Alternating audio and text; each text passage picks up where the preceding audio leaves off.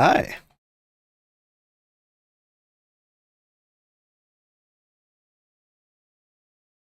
There's the game. Team 17. Good morning, everybody. I'm Old Man Sugarheart. Sassy Chap Gang. And today we are playing Date Everything. Yay! Who was that voice? The voice didn't sound familiar. I don't think we met him yet.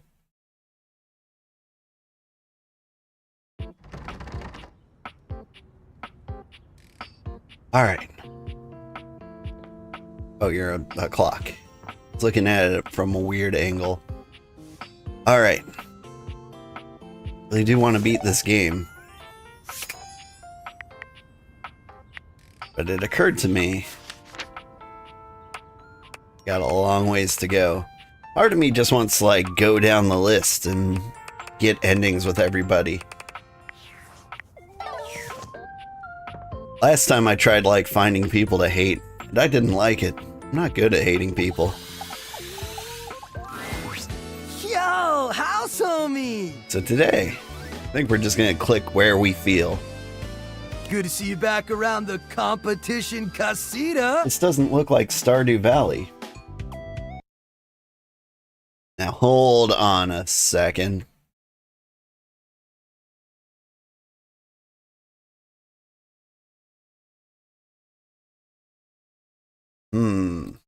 Stardew Valley. Would you look at that?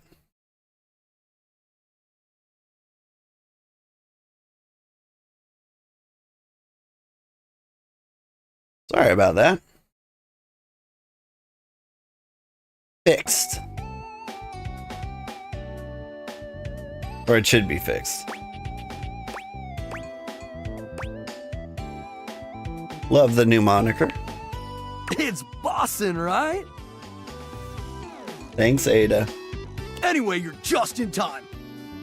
It's finally the big day. We are so freaking pumped, amigo. Is it my birthday? Wait, it's your birthday? But you're not even wearing your birthday suit. Calm down, Hank, number 3. That's wicked, dog.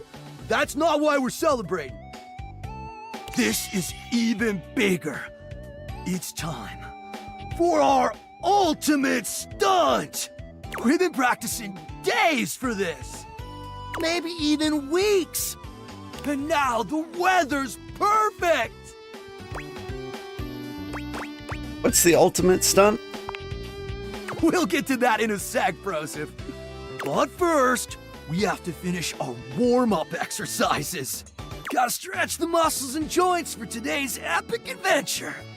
If we're not limber enough, one false move could turn us all into roadkill. Isn't that freaking fire? Isn't that really dangerous? Hell yeah, it is, dog! I know all the stretching might seem overkill, but the last time we skipped stretching, it was an epic failure. Total foobar, dog! See, that's a jump when we lost Hank number 6.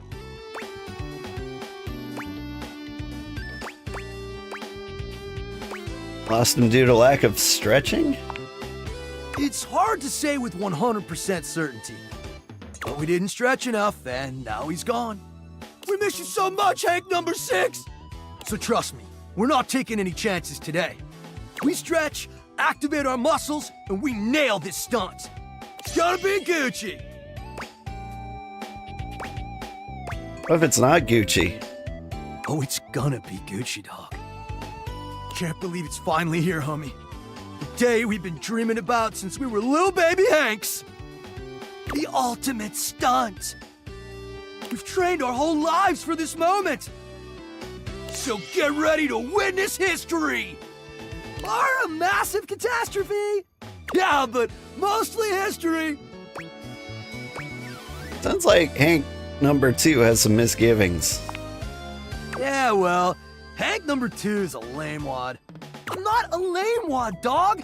And I totally believe in us. It's Red Bull that I don't trust.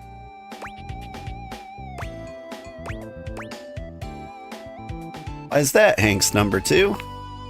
Yeah, they provide us with sick gear and viral exposure, but at what cost? Lately, it feels like they're more interested in their bottom line than our well-being. How so? I'm getting to that! They cut corners on safety while pushing us to take bigger and more epic risks. And as adrenaline junkies, we thrive on those risks. We push ourselves to the limit because we want our team to be a success. But sometimes I wonder, in the pursuit of collective greatness, do we overlook our own value as individuals?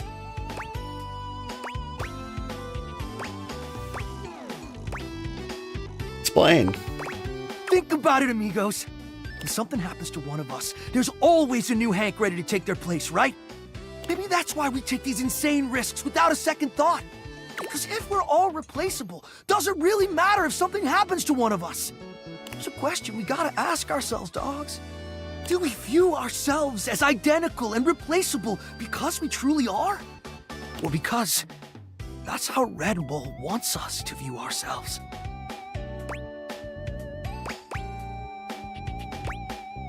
Oh, Hank's number 2? That's deep. I know, right? Wow. You know what, Hank's number 2? I thought you were just being a lame nerd. You made a lot of sense. I agree. I'm not some identical twin with no intrinsic value of my own. Yeah. Red Bull has been a whack sponsor. What do you think, House Homie? Should we drop him? Definitely. You Hanks deserve way better. Then it's settled. As of today, the Hanks are free agents! Hooray! Amazing. So what are you gonna do now? We just heard from Hector. He's gonna run a maintenance cycle on the HVAC system. Which means there's gonna be monster thermals we can rip on our gliders!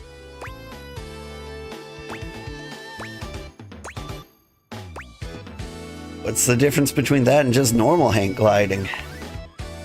Duh! The change in air pressure creates insane conditions! Gonzo updrafts off furniture? Barometric pitch dips? Tailwind speed loops! Woo! Translation, the ride of a lifetime. Sounds amazing. It is! Wanna come?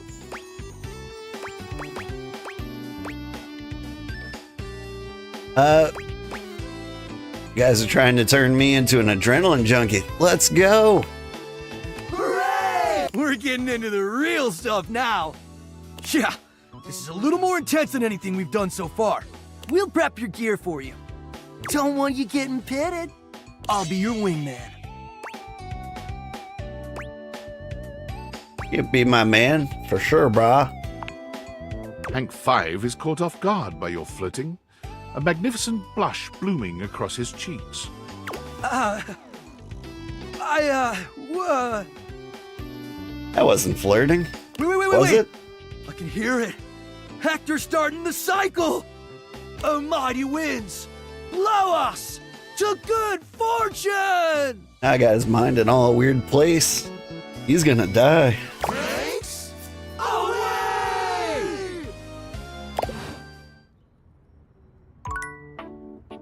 Whoop. Alright. I told him to lose Red Bull as a sponsor, but could have waited at least until Hank's number 3 died. Who do we talk to now? Someone told me on the ground floor to find a weird shadow. You a weird shadow?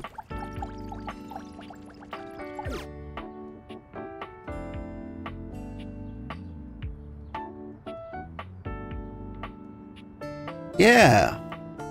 Where's the light coming from? From the globe. There's a presence in the room with you. You're sure of it, but you can't make anything out in the darkness. As you search for whoever it might be, they address you in somber, funereal tones. As the light fades and dusk draws, all hope becomes despair. Do you wish to proceed? Sure. Is that so? Let regret not fill your heart, then. Hark! For your greatest fears manifest in yours truly. A monstrous creature takes shape from the darkness itself, a terrifying amalgam of bones both human and animal, grotesque, clawed fingers, and seething, swirling shadow. From brazen earth to the heavens most incorrigible, the shadows quiver, the shadows quake and quail. Light has no purchase here, for I am XXX Shadow Lord 420XXX. See you.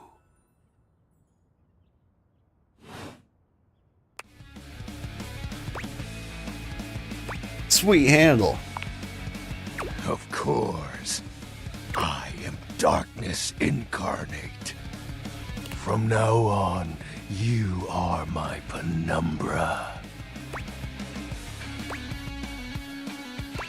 Penumbra? Penumbra. I am the umbra, the darkest core. You are the penumbra. My companion accent shade, like an outer shadow cast from an eclipse. Sign me up. Yes!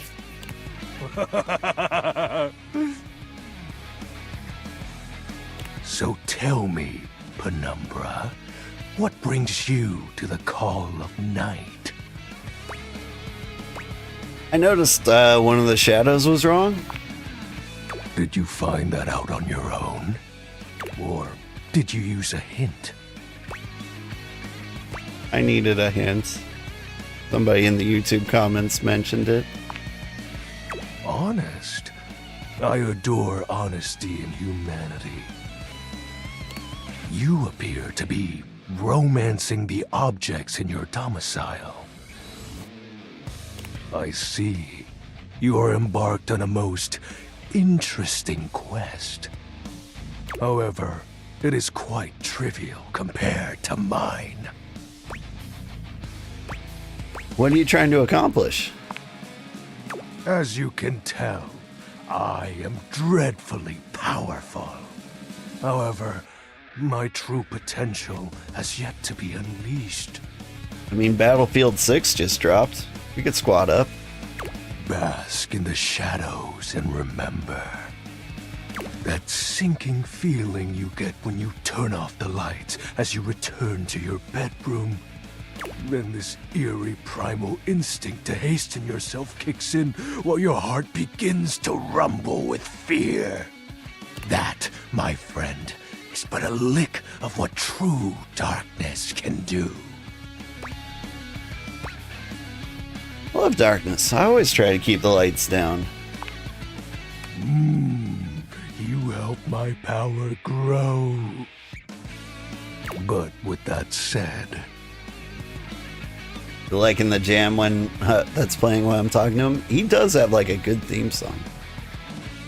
I'm afraid to say my power is waning. Got like Sonic Adventure 2 vibes.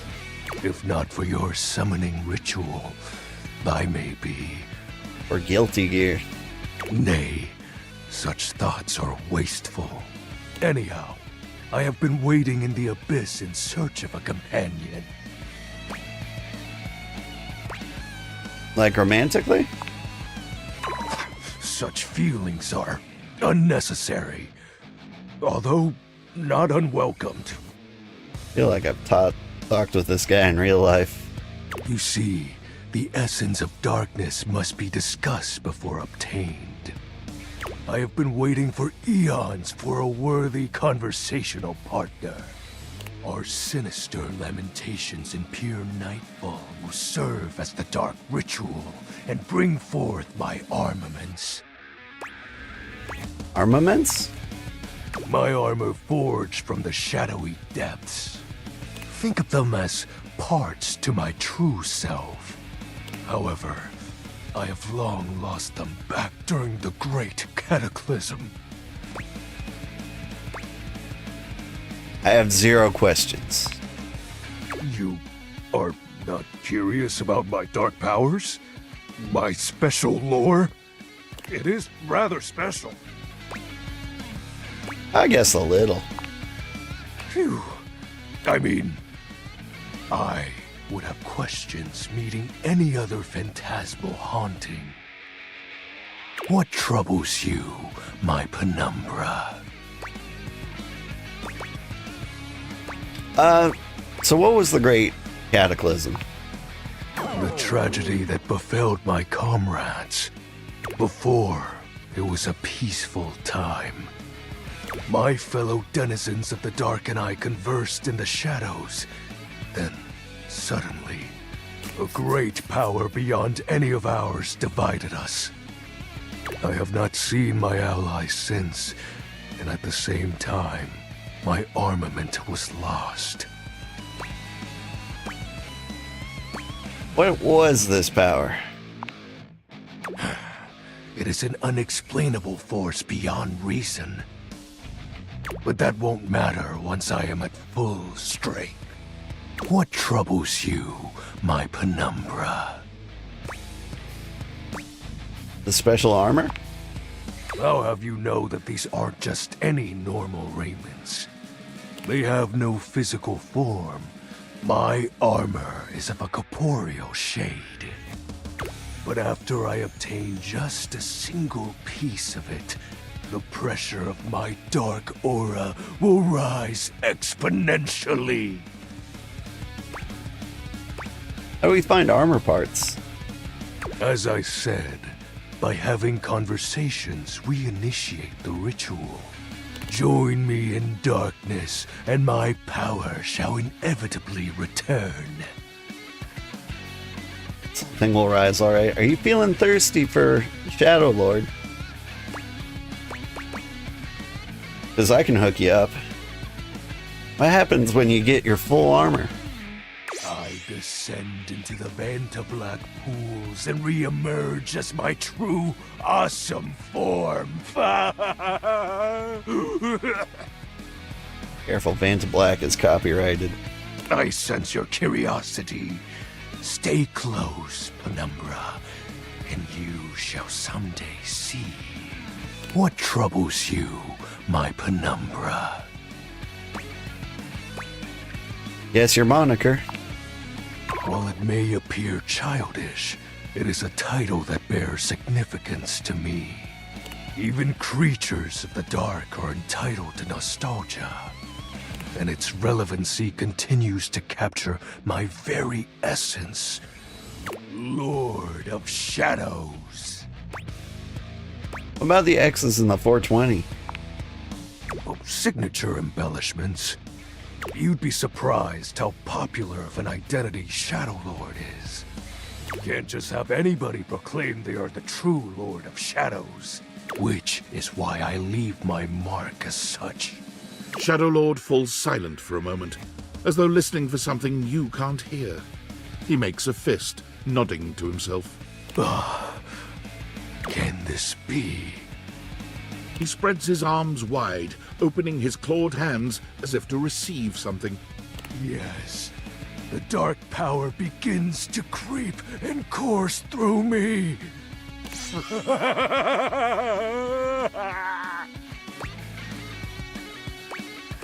The Dark Power?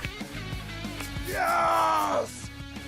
I knew I had a good feeling about you, Penumbra. A piece of my armament has returned. My soul quivers with might. It's true. You look very mighty and sexy. Oh, that's exactly the idea. I thank you for awakening me. Encountering you has been the most exciting event in a very long time. For now, I shall relinquish you. Return to your quest. Oh, and no need to reinvite the light. You're now a denizen of darkness, after all. Unless being in the dark brings about a fearful sensation that tickles your heart too fiercely. Farewell.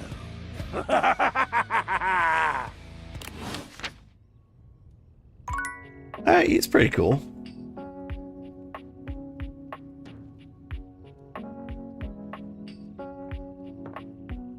Alright, if we're gonna make it darker in here, let's try to close the curtains. A charming, well-dressed duo stand with their backs to you, peering through the curtains and pointing at something outside that you can't see. They seem quite absorbed in their own conversation. Look over there. Look at that. Across the street. What are we looking at? What do you see, Rod? I see a dog. I see a car that could use a wash.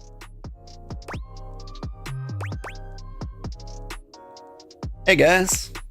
One of them turns to you, holding up a finger before turning back to his friend. Hi, 1 second. Now, why in the world do you think I would care a single thread about an unwashed car? I don't know what you want from life, Kurt. The shoes, my dude. The shoes. Oh, you were looking at the neighbor's shoes. Those are nice. Right? That's what I'm saying. Bruh. Hold on. Those are way better than those shoes we saw last week. Ain't that the truth? Only time I wish Wendelin would have fogged up. Those kicks could have kicked rocks.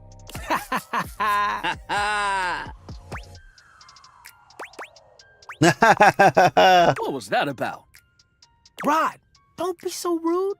I'm just giving what I was receiving. You'll have to excuse Rod. His tact leaves a lot to be desired. There you go, talking about me like I'm not here. Nah, I'm talking about you so you can hear. There's a difference.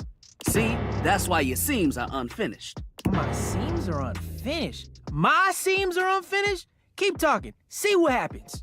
You ain't gonna do nothing. You love... Yeah, okay. Don't say that too loud. Everyone else might start believing it. You two okay? Kurt and I have been together forever. Yo, what up?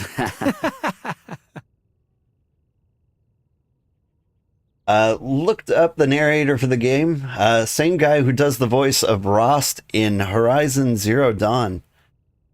He sounds super familiar. I can't...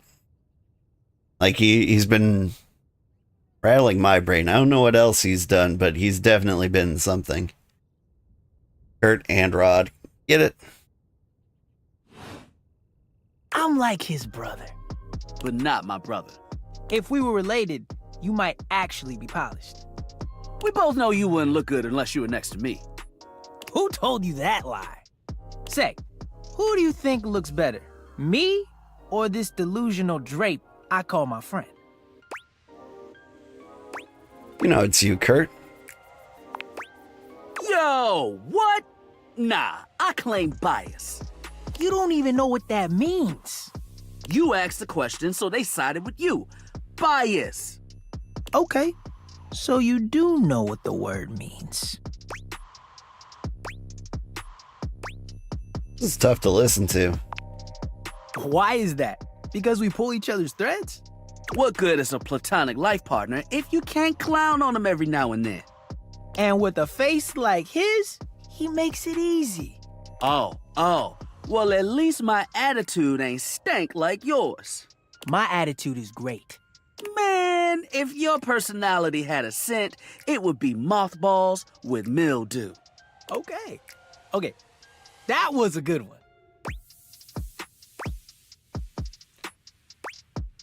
A bit harsh, don't you think? I mean, there's an art to it. He's being shady, not mean. But what's the difference? Being shady isn't always a bad thing. Oh, to the contrary. I'm shady all the time to Kurt. Why? Because I love him. So it's like your love language? I guess you could say that. Yeah. But we have rules. Oh, yeah. You must throw shade appropriately. What do you mean rules? There are 5 rules to throwing shade. First off, you have to know the person. Sure, you can be shady to folks you don't know, but that is just me. Wait, we made fun of the new mail carrier just the other day. That's because they were wearing that uniform with open-toed sandals. With socks. Oh, yeah, they asked for that one. This rule is one of those, do as we say, not as we do things. Unless we ask you to do it with us, at which point you better come correct. Which brings us to rule number 2. If the roast ain't hot, you're toast. The shade is all about the laugh at the end. Maybe even a strong guffaw. A guffaw? Are you a cartoon dog person? 'Cause if not, I best not hear a single guffaw out of you, Rod. Keep your aim true.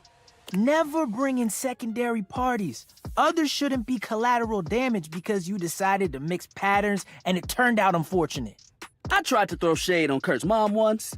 Mrs. Chiffon has never done anything and she will not be brought into this foolishness. Okay. Rule 4. Read their body language as you read them down. Everyone has their line and their limit. Don't be so caught up in the goofs that you step on that line. It's easy to be on a roll and run right over your friend. Which is why rule number 1 is important. If you don't know them, you don't know what might actually make them upset. Right, like I don't talk about Rod's crush on the blinds at the last house. Dude, not cool. Sorry, I was just giving an example. You really thought this out. It's an art form. And there is one rule that you absolutely cannot break. Oh, yeah. The final rule. Rule 5 is... If someone you know starts throwing shade on your friend, you better prepare for war. it is your duty to fire back. Verbal warfare has begun. Do what you gotta do. And yeah, those are the rules of shade.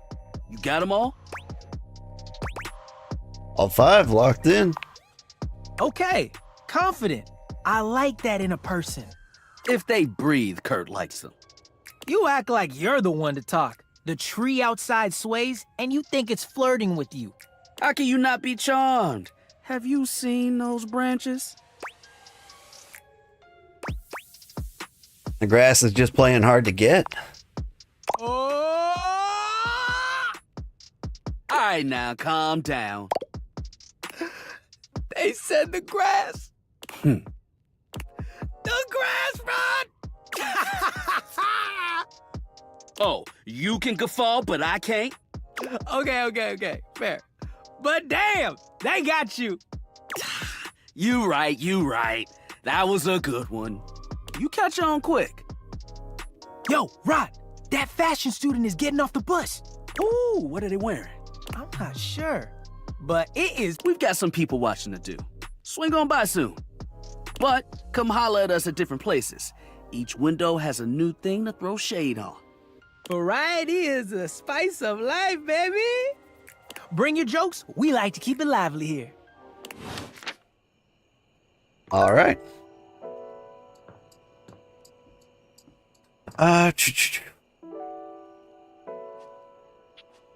Who should we talk to now? Duke. I mean, Nuke. Or was Oh, it's you, huh? I'm surprised you had the genitals to show up here again. And late, too. It's not 0900 hours. That's not even the hard part of military time when the numbers go bigger than 12. Considering your commitment to this operation, and to me, has been kinda lacking.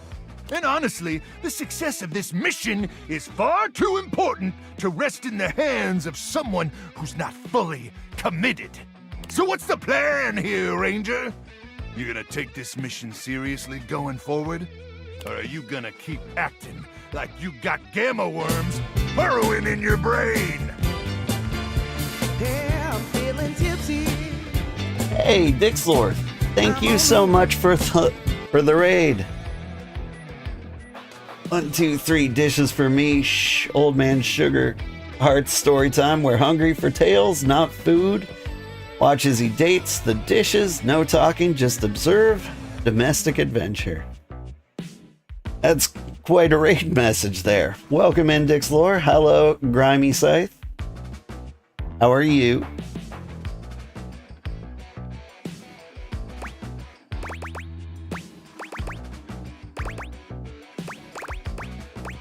Anyway, I'm gonna take it seriously. That's what I like to hear! Hooah! Can you feel it, Ranger? Take in a deep, masculine breath. There's something in the air today. Doing well. How goes the dating? I think we might be able to save Hank number 2. We met Shadow Lord 420. We also met Kurt and Rod. We're meeting a lot of new people today. But I'm also a big fan of Luke here. And I don't mean the stench of mutant corpses wafting over from the eastern wastes. So it's going pretty good. Just, ignore that. Kinda like it. Ah, a ranger who relishes the smell of death. Just the type of ranger I'd want close beside me in the meat grinder. Real close. Oh, it is going well. Wait, is it 1,000 hours already? Cruck! We better suit up and head out. You got all your supplies? Your protein gels? Your travel-sized toothpaste? Yep. Radical! As in free radicals? As in radiation! One last thing before we head out. Okay. I need you to reach into my chassis and arm the electromagnetic device. There won't be any time to do it once we're out in the Barrens. Especially not if we gotta stop at Death Mart for snacks. Can you do that for me? Reach inside my chassis and arm the device.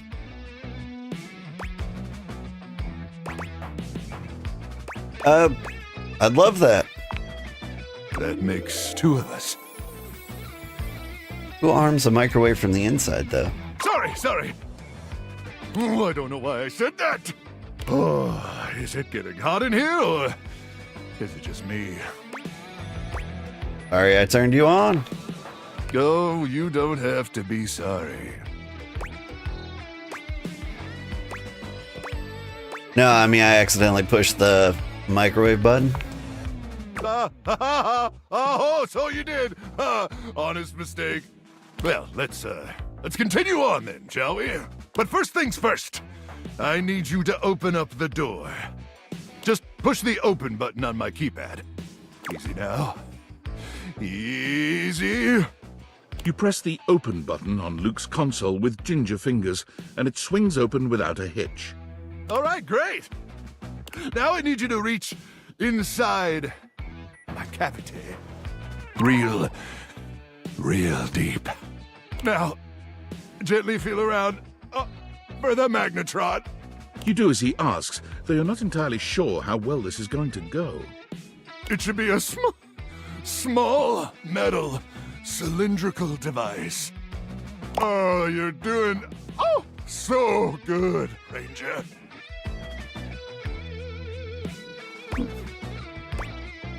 Okay, I got it. Wait, this doesn't seem right.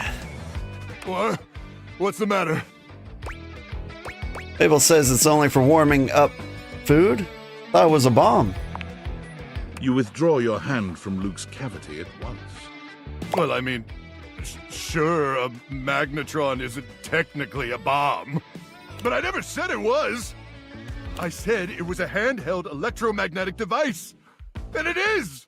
It's an awesome electromagnetic device that uses microwave radiation to cook food. Delicious food!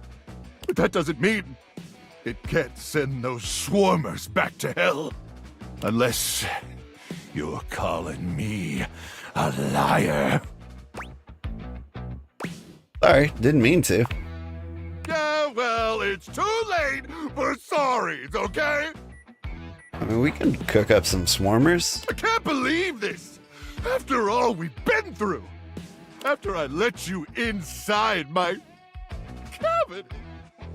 You have the audacity to call me a liar? And if I'm lying about the magnetron, I must be lying about other stuff. Is that what you think?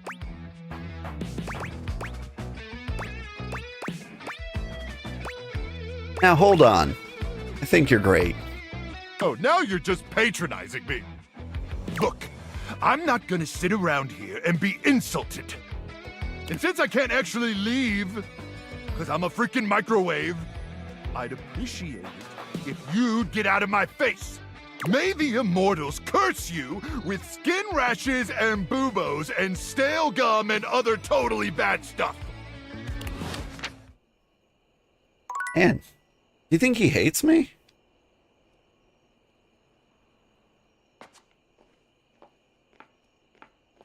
I feel bad now.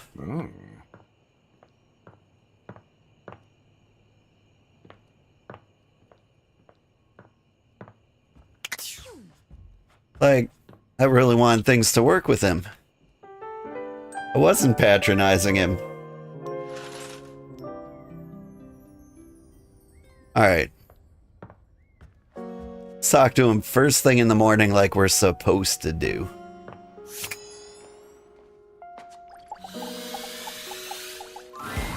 Ranger? Good morning, it's been so long, how have you been? I've been good, Scylla. It has been so long. Do you have a busy summer? Sounds like the kind of dude who's always unsatisfied because he's super open and always getting hurt. Yeah. What are you doing here? Needed to see you. Yeah, well, now you seen me. Look, let's just skip the formalities, all right? I thought I was real clear last time we talked. I don't want to see you around here anymore, okay? I yelled it real loud, using my big outside voice and everything. But I wanted to see you. Man, you're just not going to leave me alone, are you? Why? Is it really that important that you let me know you figured it all out? That you rub it in my face? Or you just want your damn tendies? Figured what out? Rub what in your face? That the magnetron ain't some super weapon. It's barely got enough radiation to microwave taquitos. And I never actually achieved the rank of combat crew commander. Hell, Colonel Furnace probably doesn't even know I exist. Truth is, I'm just our platoon's mess cook. What? No way. That's true. You have any idea what it's like? To spend your entire life doing something as worthless and trivial as heating up someone else's tendies? Pull it together, man. Worse, that's literally all you do. Day in and day out. Doing one boring, lame, repetitive task over and over till you burn out and they throw you away? Oh, I did do that with a microwave recently. You know what that's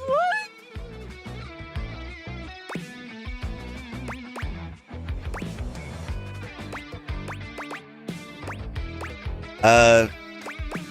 Actually, I kind of do. Yeah? Then you understand.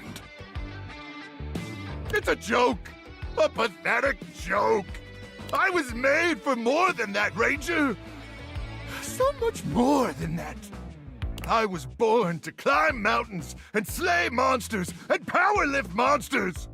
A life of consequence. So when I discovered I had a magnetron inside me, I thought I could be more than a pathetic tendy heater. I could be Luke Nukem, savior of the Barrens. But I should have known that was just a fantasy. You still can, Luke. Nah, it's too late. How can you say that? What about your magnetron? My magnetron? What about it? Got literal radiation coursing through you. How cool is that? Huh. You know, I never really thought about it, but you're right. I do got a magnetron inside of me. And sure, maybe it ain't a nuke. And yeah, maybe it ain't powerful enough to kill those swarmers. But that's what my bare hands are for. Hell yeah. Electromagnetic radiation courses through these veins. My very life force is fueled by unbridled radioactive atomic energy. Hell, I'm basically a superhero. Exactly. Thank you, Ranger. Truly, meeting you has had a profound impact on my existence. And for that, I'll be forever grateful. And even though I never microwaved your tendies, let's be honest, probably never will, I just want you to know how appreciative I am. It's okay with me, Luke Nukem. And I'm hoping you'll still join me on this mission. After all, you're, my inspiration.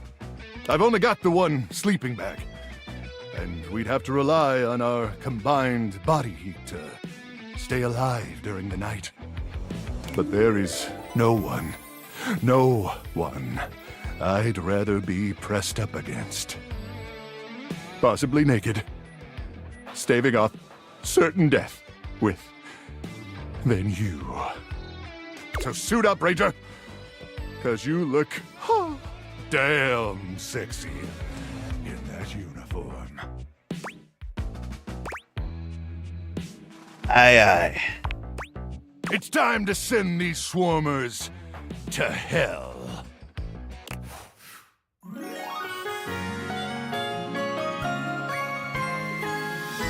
My heart melts for you. Poor Or thing sounds maybe because of the radiation. Poor thing sounds desperate, honestly. I mean, people often do around me.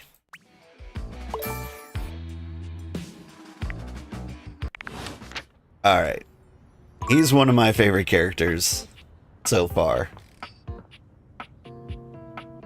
Did we reach an ending with the river? I think we did.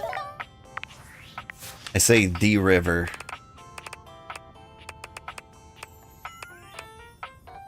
I wouldn't mind talking to Art some more. I think somebody in my comments has a crush on Dante.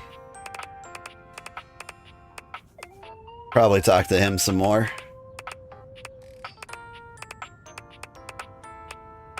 Alright.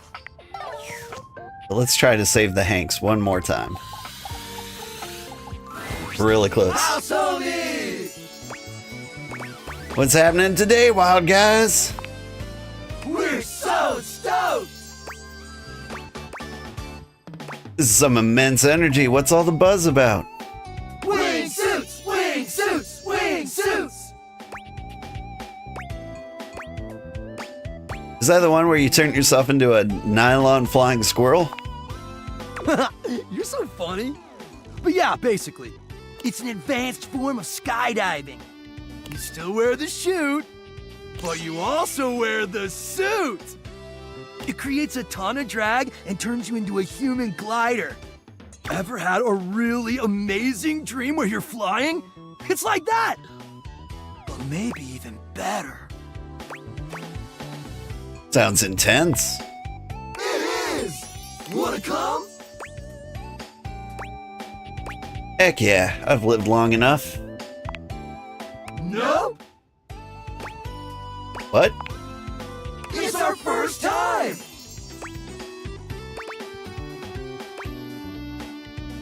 Are you sure you're ready for this? I mean, aren't you even a little bit scared?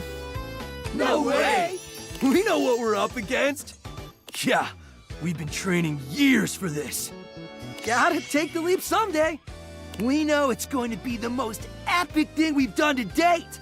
And we'd love to share that experience with you. This is it, house homie. Yes or no? The final moment. The last dance. It's now or never. The leap of faith. Wanna come? Yeah. That was sick!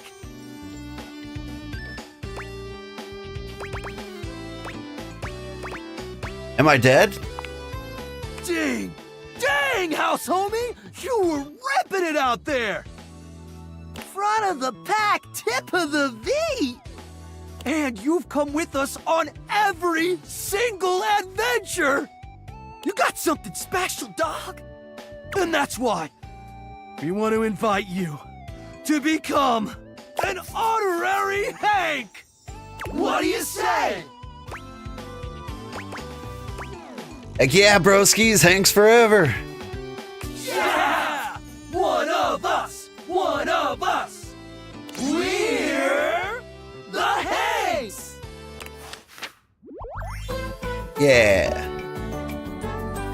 The Adrenaline Dance here for you, homie. No cap.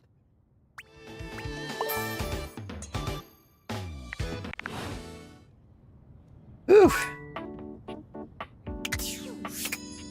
Alright. How close are we to an ending? 25, 27. Like, nowhere near close. Cool. You can talk to Kurt and Rod again?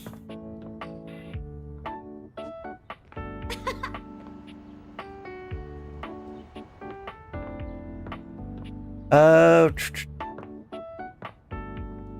the toilet's kind of got the same energy as the Hanks. You return to Little Crapper. Are you ready to test your flow? Yes. Okay. You know how to rhyme, but rhyming is not everything. When you are crapping, you need to make sure your lines flow together. The smoothest rhyme isn't really smooth if the rapper don't know how it's used. Ha! It's about delivery. It's about confidence. But it's also about not being terrible, so remember not to be terrible. I won't. I mean, can you teach me your skills? Lil Crapper gives you an example. Give him a word to rhyme, he will ruin it for you. Squirrel? This world, it is difficult for Lil Crapper. Squirrel. Difficult for him to use this world in a context that is not for babies. You know? Too fluffy, too cute. Another! Pick another world. Crap? Oh, you got Lil Crapper to the quick with this one. You got him with a poo knife. The only knife suitable for crappers. Fearless or outstanding knife? Who knife? Okay, crap. A bad meter with this world could be, my name's Lil Crapper, I like to crap. The words come out of my yap. Merde. This couplet, shit, is, no good. Why though? Notice the, syllables. They are all wrong. The first line, my name's Lil Crapper, I like to crap. It has 9 or 10 syllables depending on how you say Lil. Here, Lil Crapper, he likes to make it 2. Lil Crapper. But the second line, she has only 7 syllables, is no good at all. 7 does not match with 9 or 10.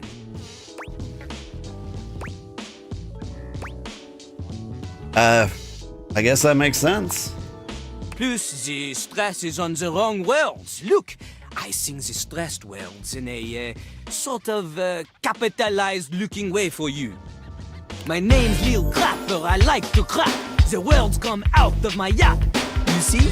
The emphasis on the first line is on 2, 5, 7, and 10. Then on the second line is on 2, 4, and 7. Completely different. It's no good. The I ams, they are all over the place. Oh, Lost little lions. A rhyme joke! That's a good one. Lil Crapper continues to teach. Now, a rapper could make this terrible phrase less terrible by repeating the old couplets pattern again, because this creates the sense of expectation for the listener. Or she could follow it with even shorter lines to create anticipation. But a crapper gets it right the first time, and also chooses better words. My name's Lil Crapper. I like to crap. Ah, boring, bad, cesium stuff. Instead, we do... My name's Little Crapper, the master of rap. Immediately better. Crapper, master, and rap, they all have the same phoneme. Assonance. Plus, the iambic flow is better. Less stop after crapper. My name's Little Crapper, the master of rap. Open to pull out potential on tap. Lifting you out of the death trap. Up by your bootstrap. Better I'm choose that. Notice the assonance that I am choosing the vowels of words in a row. I am using internal rhyme every time I am cruising. You're tripping like Beverly when she is boozing. Ah, much better, eh? Also, this one includes the insult. This is an important part of crap. Crapping on others. Okay, you all ready? Just don't crap on Beverly. Yes, I am ready to crap. Okay, that is what Jean-Luc likes to hear. Before we begin, we need a scene. Something to rap about. Luckily, Lil Crapper is a genius who has prepared for moments like this.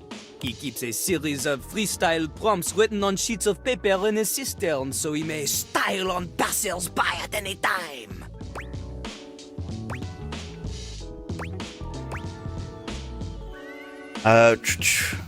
How did you get so good at English that you know the correct plural of passerby? Lil Crapper ignores your question. He chooses a paper at random now. He cannot read this. The ink she is smeared. In hindsight, perhaps hiding paper in a container filled with water was not Jean-Luc's best decision. The prompt is... disappointment. We start easy. Lil Crapper will give you the first 3 lines of a verse. You must complete it. It's not just about rhyme. Consider Lil Crapper's syllable count. Consider the flow. And remember, one mistake, and you are dead to him forever. Oh yeah, don't worry. No mistakes. Hey, those are high stakes. C'est parti! Walk into the bathroom early morning. Everything is fine, then without warning, suddenly your ass above her feet. Turns out I forgot to lift the seat. Turns out I forgot to lift the seat. Now you're late for your date after cleaning up, and you make it at the door, but you're feeling rough. Then you look and you're shook and you just explode.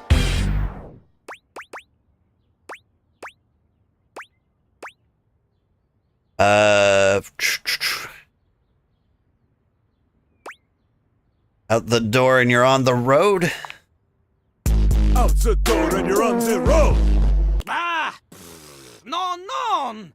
What is this? What is this? You turned this rap into a little car time road song for babies growing up on their tablets because their parents have no time for them. Embarrassing. Well, the person in this song is not the only one hitting the road. Begone, you disgust the little crapper. The last one had the better flow and had the same amount of syllables. Yeah, the middle one didn't have enough syllables, but like it was... The others, they all sucked, didn't they? I like the top one, the better than the bottom one. Can't even remember the bottom one. So the toilet hates me, which honestly, understandable.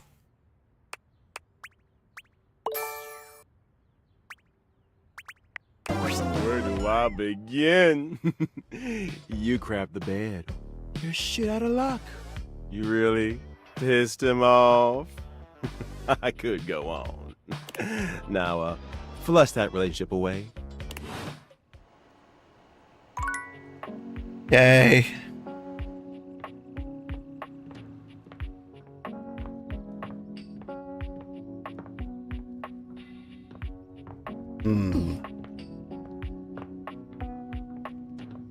Need something to go a little better. Now, are you a shelf? What exactly are you?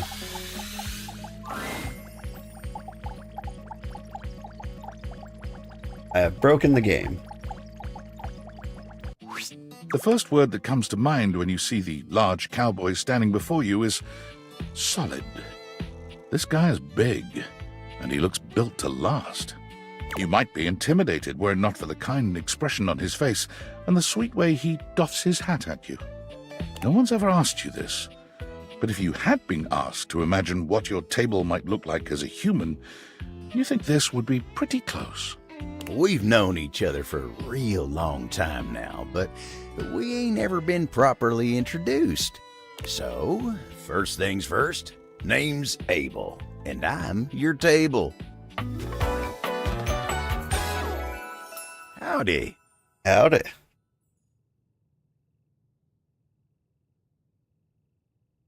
Oh, the old school 90s S-Doodle? Yeah. Those have a name, don't they?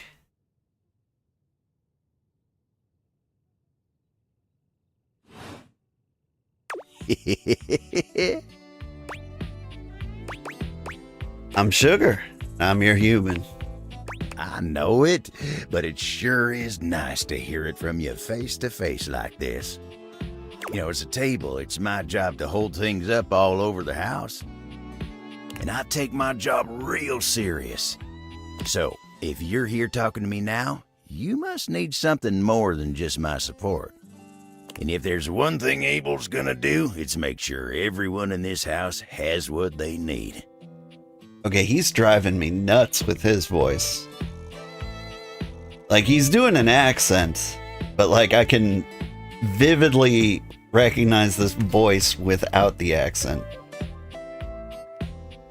Maybe a newer cartoon I've been watching? So, what can I do you for? There's gotta be something.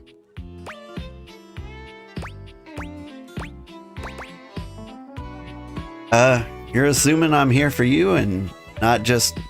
Sorry. Got any dating advice? Heck, you're asking me that? Dating, huh? Hoo-wee.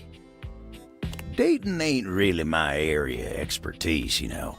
Me, personally, I never was one for casual stuff. If you're looking for someone who knows people, though, you might want to talk to Kopi. What cartoon is he from? She's good with that sort of thing.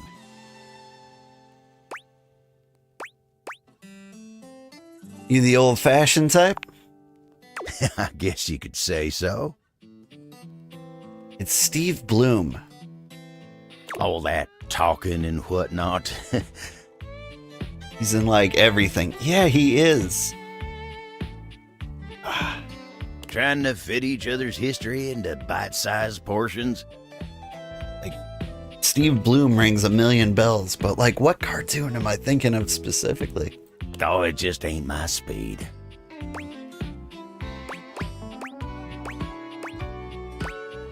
I mean, that's why I'm here. And you really gotta talk to somebody who knows what's what with dating these days. Kopi will get you on the right path. Wenda, tell her I say hey when you see her.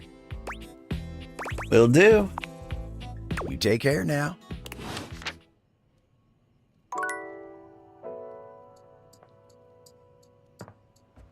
He said talk to Kopi, we'll talk to Kopi. Who? Steve Bloom. It's driving me nuts.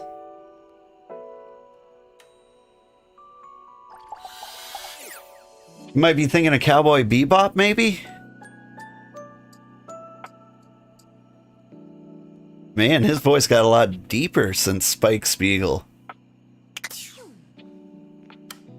But yeah, I think that's it. I think I know him from Cowboy Bebop. Hello, sunshine. But like, I know him from... I'll like hear him in another thing and be like, it's Spike. Abel told me to say hi. Abel? My sturdy cowboy. I've known Abel for some time now, and I'm not surprised he sent you to me. He's a solitary type, but if you asked, he'd give you the cloth off his table. Why, he holds up practically half the house without a word of complaint. He said he doesn't like the casual stuff, but sort of dodged me when I asked what he meant. Yes, he would dodge that question. I think the most important thing to know about Abel is that he's not quiet out of any kind of shyness. That's just how he is. If there's nothing to say, he's content to share in your company. Oh, does he like coffee? Everyone likes coffee, darling. I'll pour you a cup of his favorite. It's an Ethiopian Sidama Adi that tastes like strawberries, served black and hot. Damn. Sounds amazing. Oh, it is. With the coffee in hand, you take your leave. I mean, he's in so much it's hard to pinpoint anything Steve Bloom. Otherwise, yeah.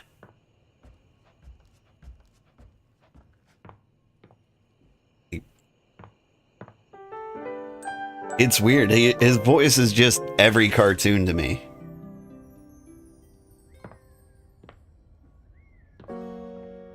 Oh, I did make a mistake. I was like trying to name like a voice actor I'd like really like to hear in this, and I said Avery Brooks.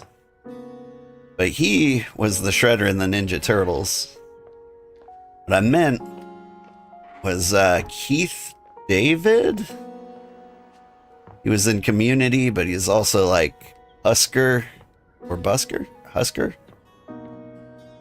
In Has Been Hotel. Love his voice. Captain Anderson from Mass Effect. First one. I don't know if he's in the second one. I don't remember ever seeing Captain Anderson again. Arbiter in Halo, Goliath and Gargoyles. I never actually watched Gargoyles. It's kind of weird. There was like a time in my childhood where my TV went to like 13 and then UHF on the dial. And so, like, I would go to school and people would be talking about all the shows they've seen. And I'm like, I don't even have the option. Gargoyles, I think, was one of them that was not on my TV. Who am I looking for? There's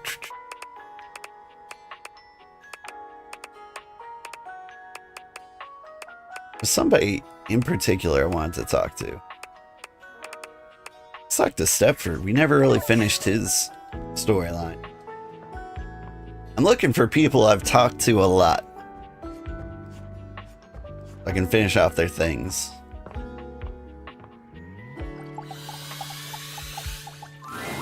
Oh boy, you came during the day, huh?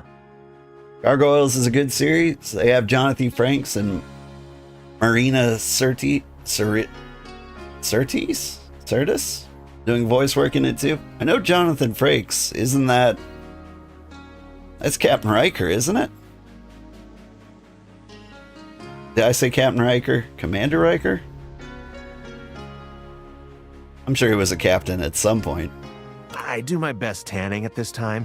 If you could step out of the sun for a bit, that would really help give me my glow before the competition. Alright, see you later then. Nighttime is the right time for me during training. Dang. Okay. You know who I like? I like Tony. All right, you ready for your first workshop?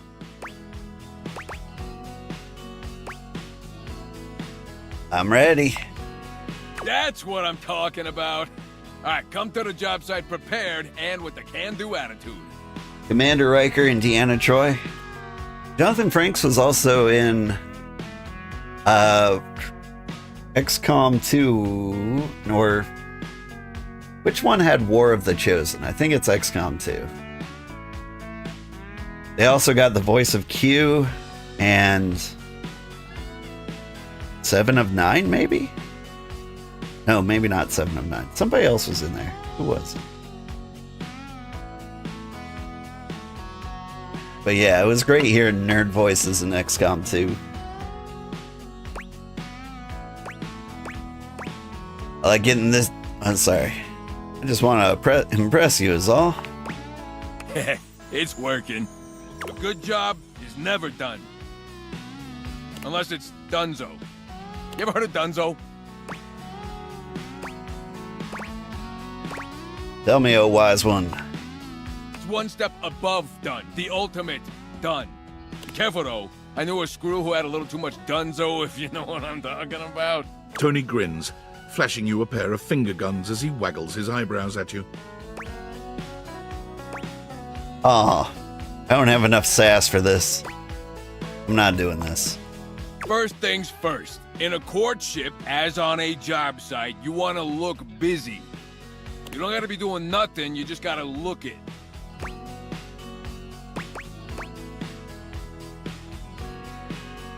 You tell me that's what Greg was doing? That's neither here nor there. Point is, makes you look good.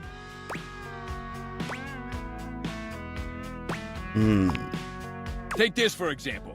The other day I was fixing something in the other closet. I wasn't doing nothing, but I damn sure looked like I was. I just carried a sack of nuts around the job site for 2 hours. Makes your muscles look real good. Lesson number 2. Big detailed notes with look of intense concentration. You just wrote down lesson number 2? Nod furiously. Wow, commitment. It's what's on the outside that counts. Really? That's not what I've heard. Take the paint job in the bathroom. What's wrong with the paint job in the bathroom? Nothing. Greg did a great job covering up that black stuff we found. What black stuff? I think he called it, mold. We have mold? Don't even worry about it. You can't see it no more. It's all deep in the walls. And hey, just like the mole or whatever you got in your house, only thing that matters in love is appearances. Your lover don't need to know what's underneath the surface. That still seems wrong. What's wrong about it? People don't actually need to know you. Not deep down, anyway. You just figure out what your lover wants, and then you become that. On the outside.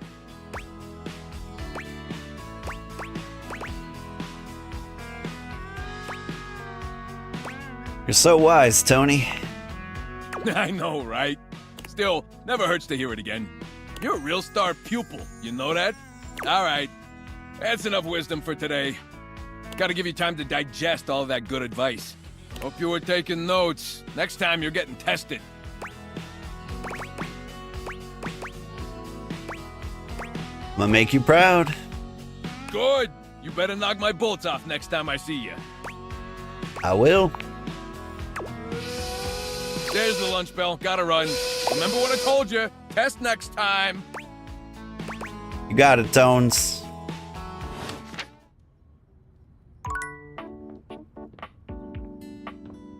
Alright. Is there actually, in fact, mold in my bathroom? I would like to date it.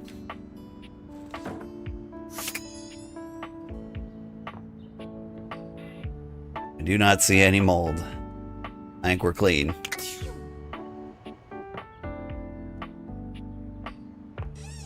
To the sink.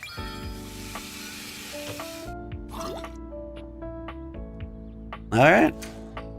Guess we are clean. Game's looking a little choppy right now. Nothing wrong with the CPU or anything. Alright. Shadow Lord. Shadow Lord greets you in his own unique fashion, throwing his arms open wide as he calls out to you. The lights dim and the shadows reign supreme. The doors of the abyss open for yours truly. Ah, a dark day to you, my penumbra.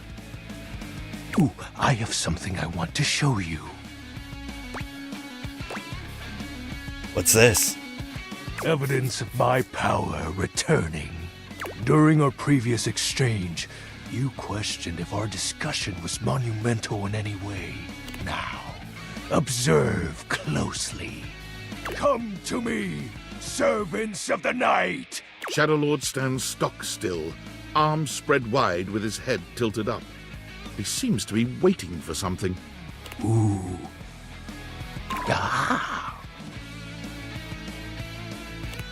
Ooh. He starts, turning to look at something you can't make out. He points triumphantly. There! Do you feel them?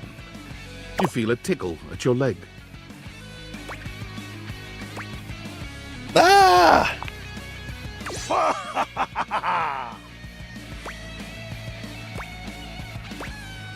I love silverfish. No, I don't love silverfish. Did you summon bugs? These many-legged, mischievous nocturnal critters hide in the dark until true darkness. Then they prey at their peak in the shadows. Do you believe me now? Am I infested with bugs now? Where one is spotted, hundreds of its kind spawn within the walls. This is just the beginning. So be it. Glory to you, I guess. Glory, but dark glory. Begone, you pests! With a swipe of his clawed hand, Shadow Lord scatters his insect minions away into nothingness. There! They shall not intrude your presence again.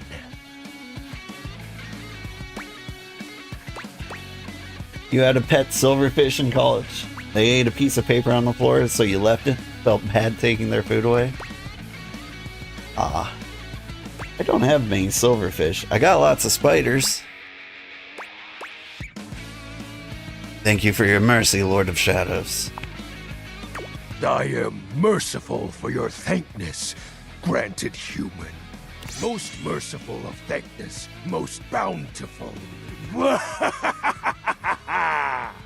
I have to say, Penumbra, I'm quite surprised. Your unfamiliarity of the dark is unexpected. This resistance to the colligiosity must be reversed. Perhaps your soul is not attuned properly. Training is in order. Give me all the training you got, let's level up. Yes. Conversation will keep darkness in our mind tempered and in our control. Just as you participate in the labors of light, surely you partake in the leisures of darkness as well. What activities do you enact in the shadows? Regale me with every detail, Penumbra.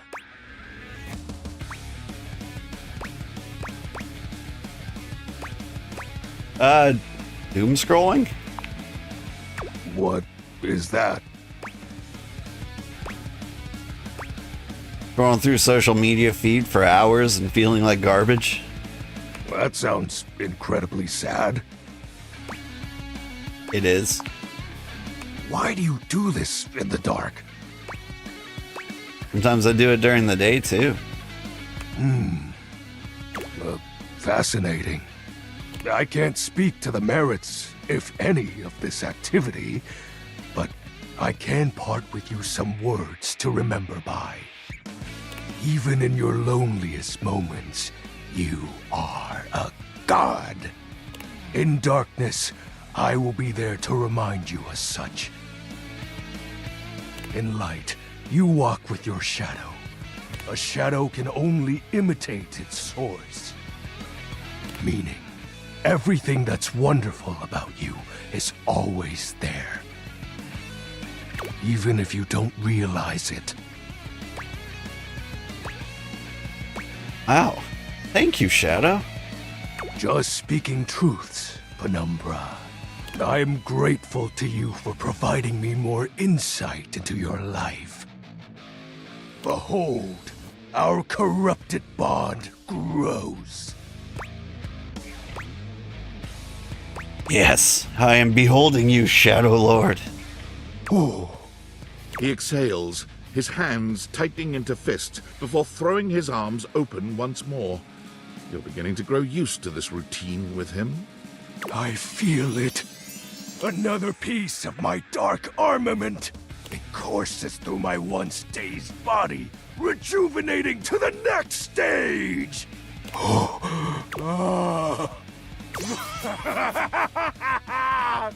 Excellent. My form is stronger, yet still incomplete. I'm so happy for you, my dreary friend. Until next time, Penumbra. Oh, and I do hope you have a pleasant rest. You'll need to conjure as much void aura as you can for our next ritual.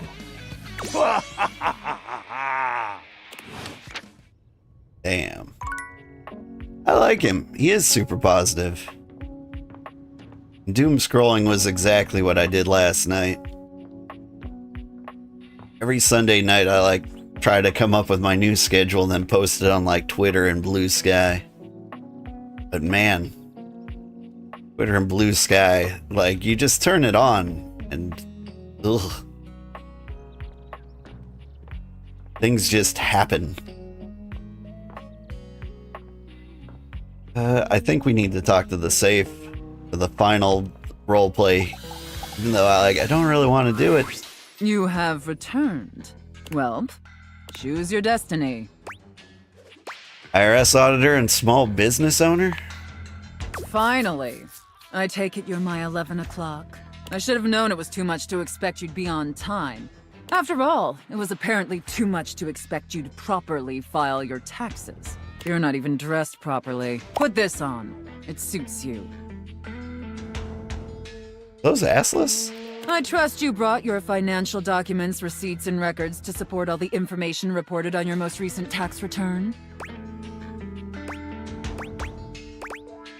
Thing my dog didn't eat. Is that a joke? It was supposed to be? I'm sorry. I don't know how you run things at your business, but here at the IRS, we treat those who hold the power with deference. So if you want to walk away from this audit without the IRS putting a permanent lien on your checking account, I'd suggest you do the respectful thing and refer to me by my proper title, IRS agent. Do you understand, taxpayer? Yes, IRS agent. Much better. Now, that wasn't so hard, was it, taxpayer? Wait, can they really put a permanent lien on my account? You keep complying and showing me the proper respect I deserve, and I can make this process much less painful for you. But step out of line, and I have the power to make the rest of your existence a never-ending fiduciary nightmare. Joke's on you, it already is. Have I made myself abundantly clear? Yes, IRS agent. Good. All right then, down to business. Now obviously you're here because your painfully inadequate accounting led to numerous administrative discrepancies in your most recent tax return. Quite honestly, your return was so utterly incomprehensible that we were shocked to find a human actually filed it. Just doing my best. Excuses and groveling will do little to help you at this juncture. Although it is rather enjoyable to watch you pitifully squirm. What's important is that we properly assess your fiduciary mess and reconcile your discrepancies. Can I count on your compliance, taxpayer? Linguini? Understood. I will desist. An adequate and serviceable job, my little wretch. Tell me, did you find it as satisfactory as I did?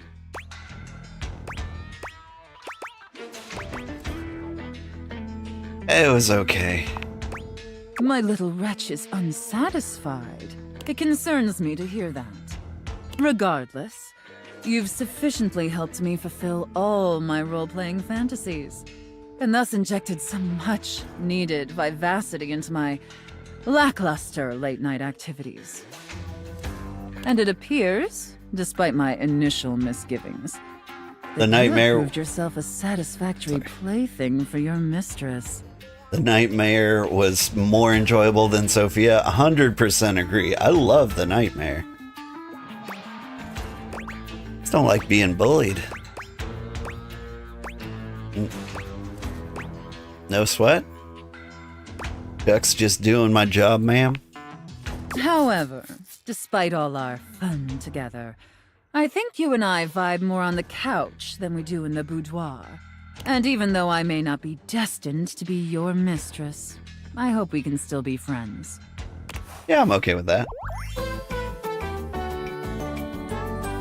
I might not be your mistress, but I'll still tie you up anytime.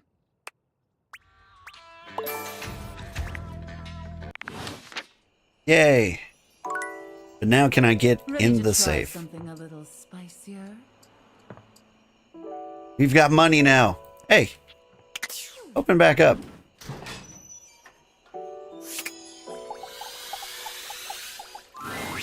Sophia's gaze is normally fairly stern, but the look she gives you now is downright intimidating.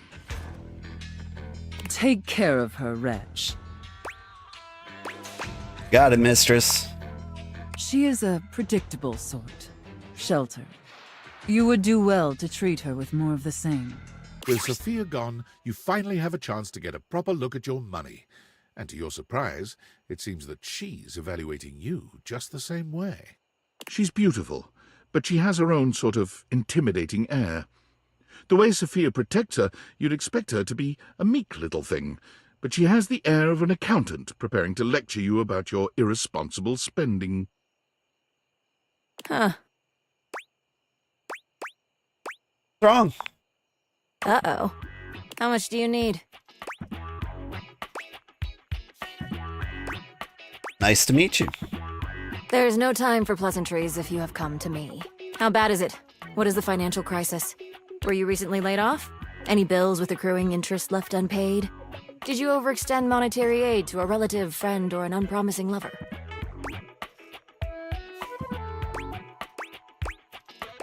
I was kind of replaced by AI, but I think I'm okay for a while at least. Troubling. Duly noted. Then why are you here? I got these glasses. I'm trying to date everything in my house. Duly noted. I am Monique. As you already know, I am responsible for saving you when you screw up.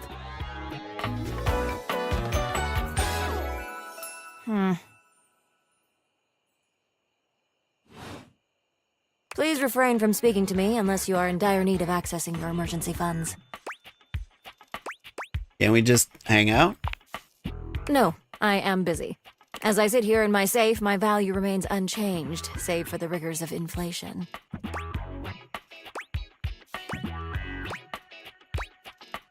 So I could invest you and fight inflation. Leave me to the vagaries of the free market? That would be very dangerous. The quantity of me here constitutes your entire savings, which you should consider as a short-term emergency fund. As you are presumably still getting paid from your employer, you should only consider investing once there are 3 to 6 months worth of expenses saved here. Leaving this safe is unthinkable. Do you understand? I am now stating that any advice and counsel from me is of my own opinion and not of a professional's.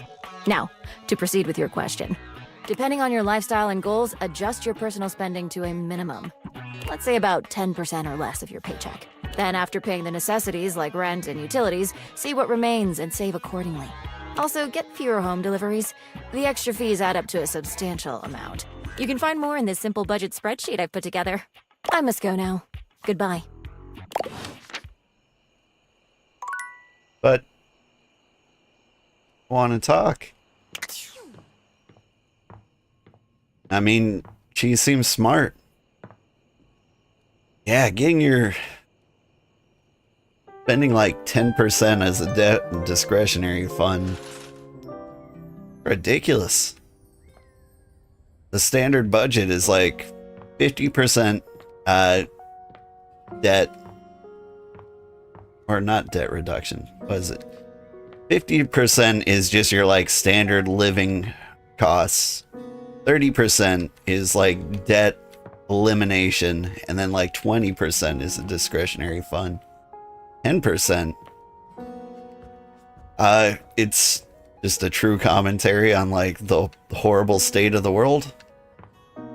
Get out of this world. Let's talk to our shadow again. Ooh, welcome back, my dark ally. Come, let the next trial commence. Give me all the trials. The trial of the letters begins. Letters? Back before the Great Cataclysm, my comrades and I would partake in spirit-shackling activities.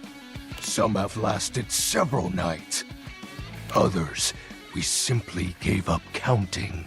Are you prepared to begin? I'm prepared, Lord of Darkness. Let the game of shadows begin! I present to you the following. He holds a sheet of notebook paper up to you. It contains a macabre illustration of a dead person and a few mysterious lines. Oh, I love it. Blank, blank, blank, blank, blank, blank. Now, guess. Is this Hangman? This is the Hanged Man. Now, choose your letter. S. There is an S. Now, choose your letter. A. There is an A. Now, choose your letter. It's Shadow. The answer is Shadow.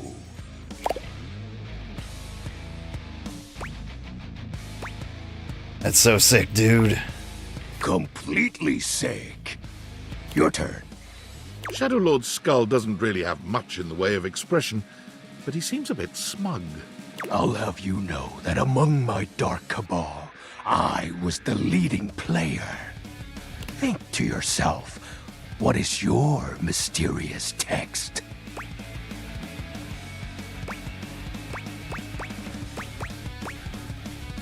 Yeah. Well.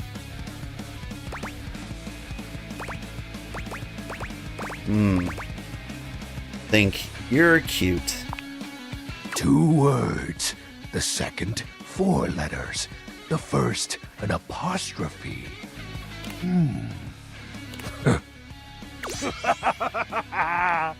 This is most certainly a declaration of praise and endearment. How sweet of you, Penumbra. It's most certainly you're cool. You're wrong. What? That's impossible. What is the answer then? You're cute. Shadow Lord falls silent as he tries and fails to process this compliment. Ooh. Oh. Well, I see you've chosen the path of flattery. As are you, Penumbra. Very cute. Ah, that was entertaining. It's been eons since I've played the Hanged Man. Last time, I engaged in a mighty face-off with Lunar Knight that lasted until sunrise. Oh, it was legendary. Who's Lunar Knight? An old comrade from before the Great Cataclysm. Were you two close? He was a former shade of mine, if you get what I mean. Our conversations gathered more shadows than any other Void Dweller. The Lord of Shadows and his loyal knight. Us two were perceived as an eternal pair.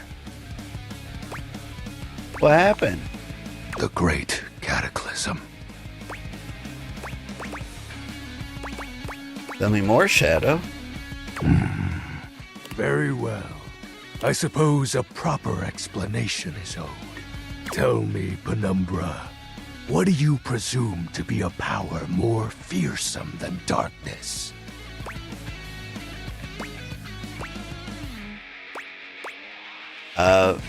Love? We don't live in a world of whimsical tales and fantasy.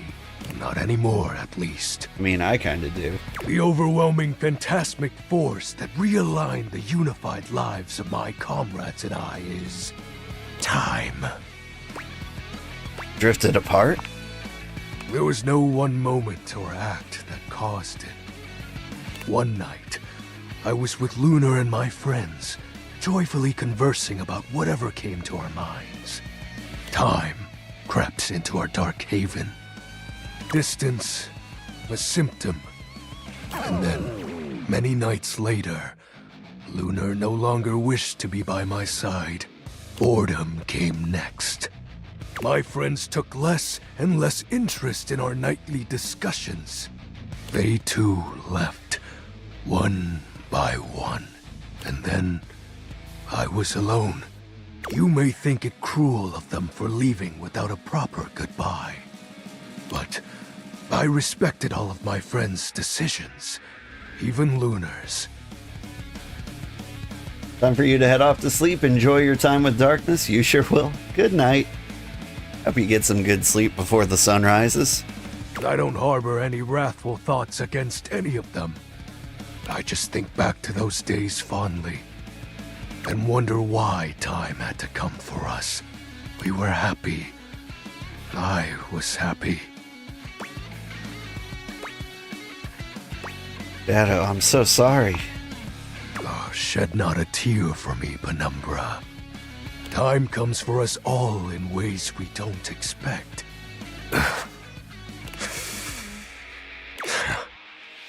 Normally, I'd celebrate triumphantly at obtaining another armament. That'll be all for today, Penumbra. Thank you for listening to my tale. Ah, Shadow Lord.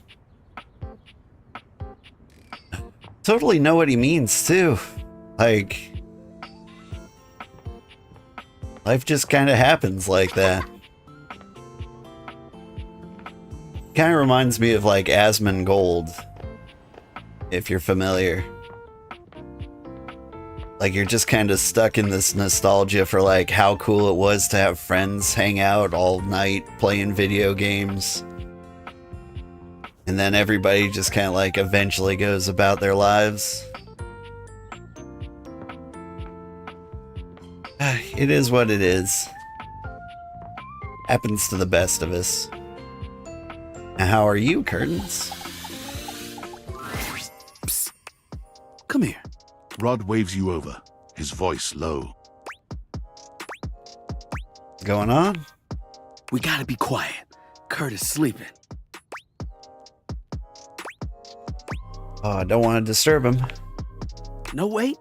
He's talking in his sleep. Yeah. You silly. He's been going on like this for an hour.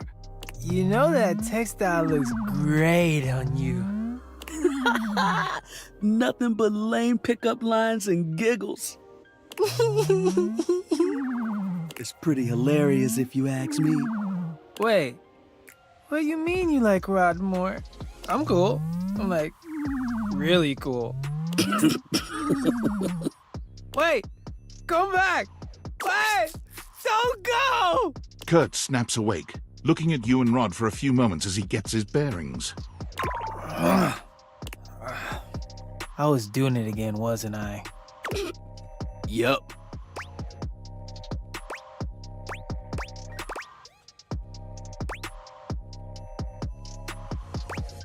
Sounds like you need to take some tips from Rod. That's right. Line on up and get some schooling. In your dreams. Nah, you ain't in there. You've never dreamed about me? Sure I have. See?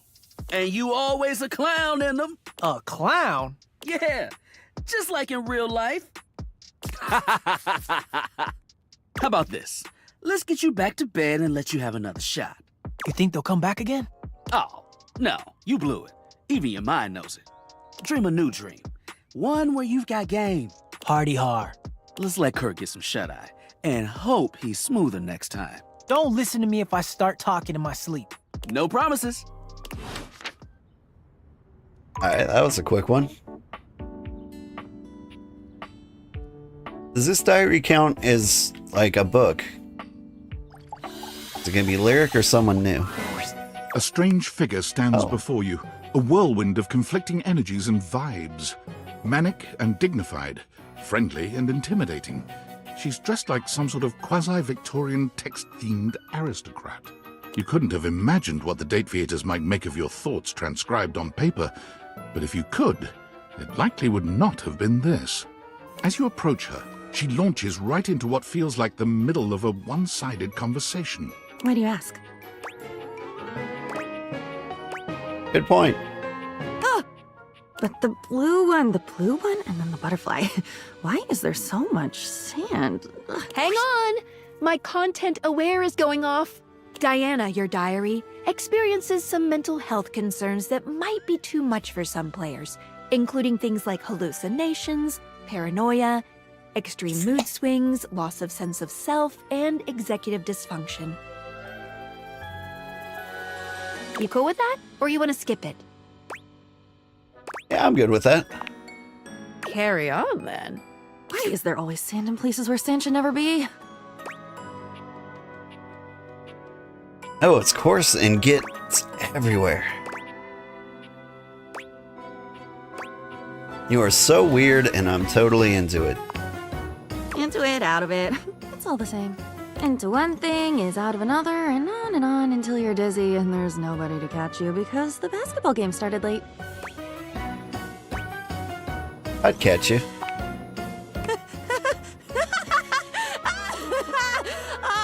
Oh my god. I've been falling.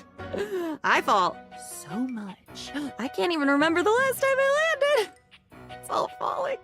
But you said already that you'd be there. Wasn't that you? At the Italian place that Saturday in New York? Wasn't that you? It should have been. Tomatoes. Yes. Come back when you've had enough tomatoes.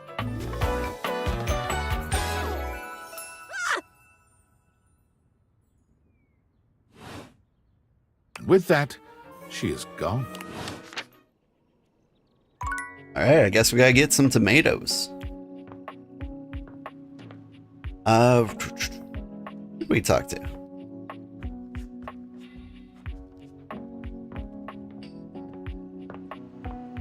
Did like finish up with everybody I've talked to today, right? Did talk to Abel some more.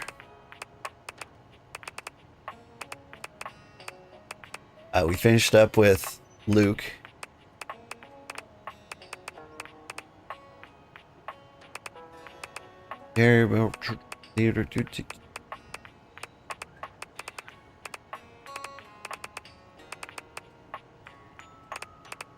Ooh, Tony. Did we talk to Tony today? I think we did. I think we talked with Monique too. I can't remember.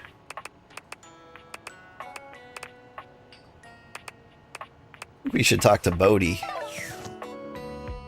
Then we're gonna talk to Stepford. Oh shit, where did Bodhi go?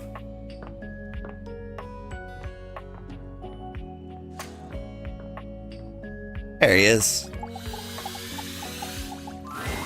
Whoa, buddy! Hey, nice to see you. Hey, Bodhi. Found your way to the office, I see. Yeah, it's awesome in here. Seems like somewhere you spend a lot of time. So have you had some time to catch up on, I don't know, the 21st century? Yeah, there's a lot. It's all a little overwhelming.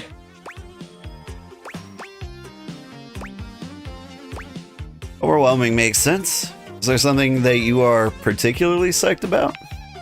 Movies, movies, movies, always and forever, my dude! Yeah, I love 80s flicks. There are so many classics. Cindy Bandana Jones, E.T., Ferris Wheel Bueller's Day Off, Fast Times at Fridgemont High, 17 Candles, Grill and Sheds, Excellent Adventure. Those aren't bad. Ah, totally. Those are fantastic films.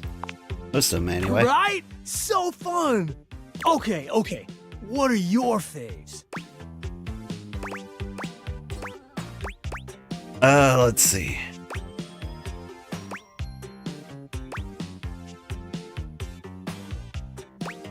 Beverly Hills Stop Sign, The Princess Slide. Guess I Do the Right Things. Oh, so poignant. Love a Spike Tree joint. Comedy, action, fantasy, animation, drama. You got some really diverse taste. Thanks, Bodie. Heck yeah! You know what? That's actually something I've discovered about your time that I think is pretty rad. You've got so many different kinds of faces now.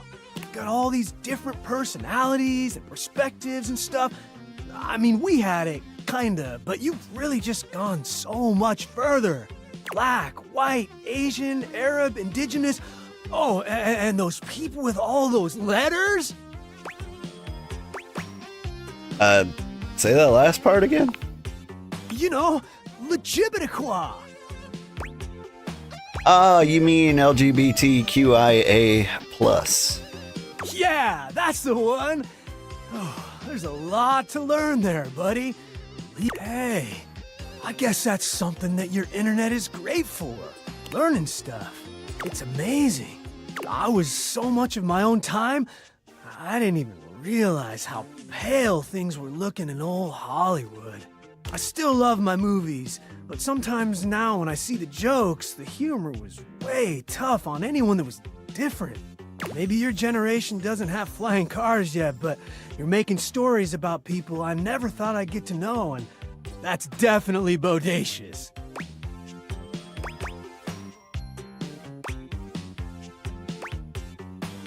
These movies are still great, though. It's healthy to be able to enjoy things and also know why they aren't perfect.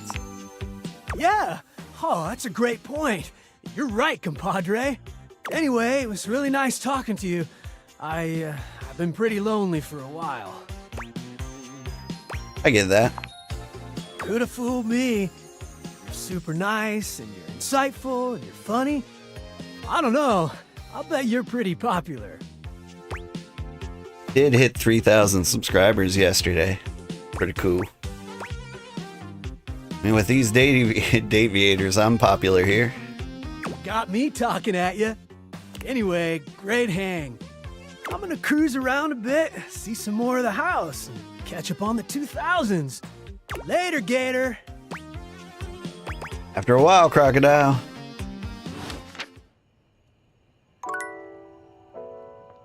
Alright.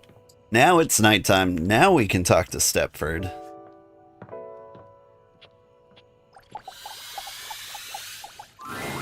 You enter the gym to find Stepford by himself, on the edge of Shelley's broad shoulder.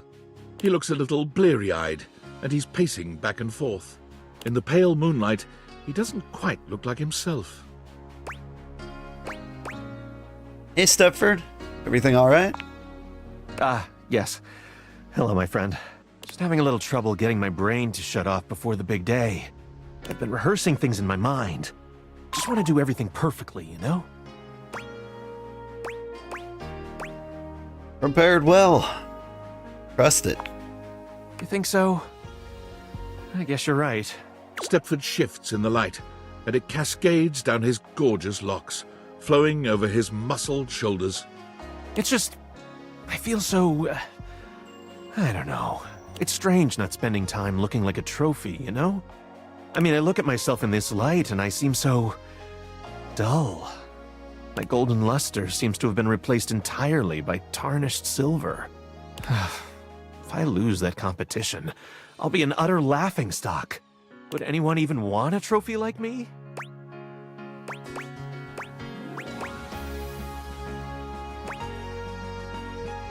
It's not silver, Stepford. It's platinum. Stepford turns to you, fixing you with his electrifying gaze. Somehow he seems to channel the whole atmosphere of competition into his heavy-lidded glance. Your heart races. You feel a tingle of anticipation run up and down your spine. You always know just what to say. Care about you, Stepford. I care about you too. The moonlight streaming off Stepford's beautiful body is intoxicating. He looks like a Greek god, but with a subtle vulnerability that makes you feel so very needed. He takes a step towards you. Here I am, the night before the biggest contest of my life. And it's all because of you. Now, if only I could get some sleep.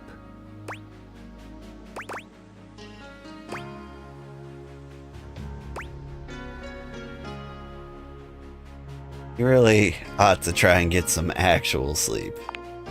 I'm sure I could sleep better after spending a little time with you.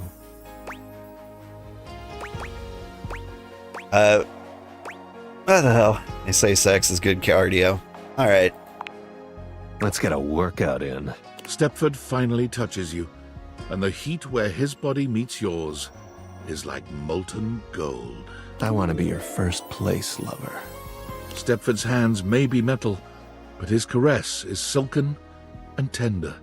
He allows you to take your fill of his muscled form, seeming to take great pleasure in your consumption of him.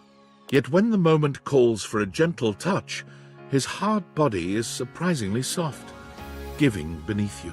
All this stamina training sure is coming in handy right now. Finally, as the sun begins to rise, Stepford collapses beside you, satisfied into utter exhaustion. Alright. So now he can get some actual sleep. And maybe he'll do okay in the competition, which starts right now.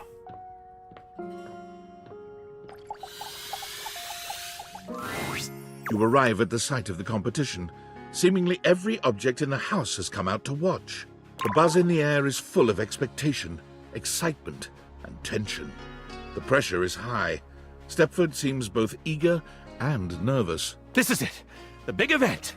It's intimidating. All the screaming fans, all the other competitors. Whoever organized this thought of everything. Yo, I forgot to ask you last night. Did you talk to any of the other objects for the quiz?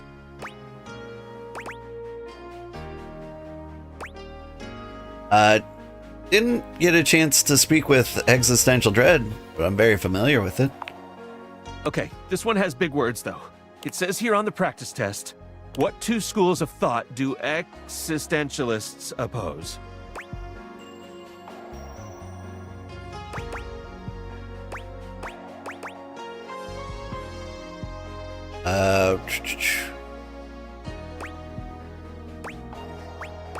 I don't actually know. Positivism and empiricism? Right, totally forgot that one. I think I got that one wrong. Okay, time's up. Thank you so much for all your help. I wouldn't be here without you. Wish me luck. Yeah, Stepford. Stepford fails miserably, missing the podium entirely. He lands in last place, coming to find you afterward with barely restrained tears shining in his eyes. Well, that couldn't have gone any worse, could it? Last place, even below Raspberry. I just painfully embarrassed myself out there in front of everyone. Kind of feel abandoned, if I'm honest. I mean, I thought you were going to give me a hand with training. And I definitely should have actually slept last night. I guess it's probably best if our relationship never leaves the practice room. Still, I'm glad that I gave it a try. Now I know I really suck. Don't be so hard on yourself. You didn't do that bad. I got every single trivia question wrong, including my own birthday. I got a 0 in gymnastics because I thought planking was just lying down. And I ran across the track instead of around it. Look, I'm sorry. I should have helped you more. You think? At least some of the responsibility here is mine. I trusted you. I let you down. You really did. But look, at least you competed. That took a lot of courage. I guess so. We be friends? I don't know. It's gonna take some time until I feel like I can trust you. It's totally fair. See you around. Sounds good, friend. Hey, I think we salvaged Pretty it at the cool, last you know moment.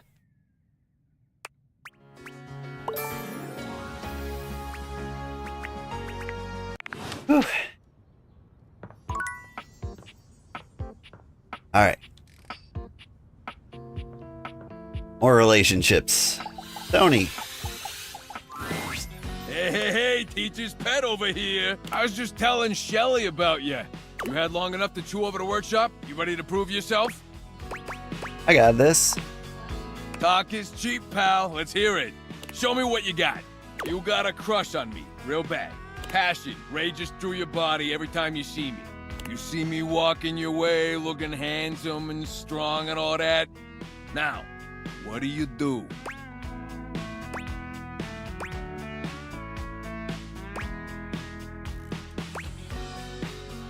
I make myself look busy immediately. That's the way. You ignore your crush while looking busy and sexy. Just like I taught you. Next. I come up to talk to you because all that looking hot and busy's got me dying to get to know you. I tell you, I would like to see you sometime. How do you handle that?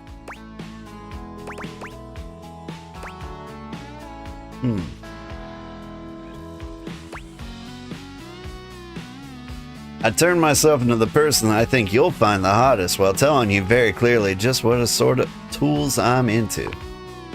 Oh, now that's the stuff right there. You give me what I want, and you make sure I never have to show you who I am inside? I mean, that's what we in the business call a win-win, baby! Win-win, baby. That's what I'm talking about! You know what I'm talking about. Yeah, that ain't how the bit goes, buddy. You just leave the you-know-what-I'm-talking-abouts to me, huh? Alright, time to see how you did. Damn. Hey, look at that! I knew you'd make me proud! The student has become the master. Can't ask for better than that. Alright, that's all I had for the workshop.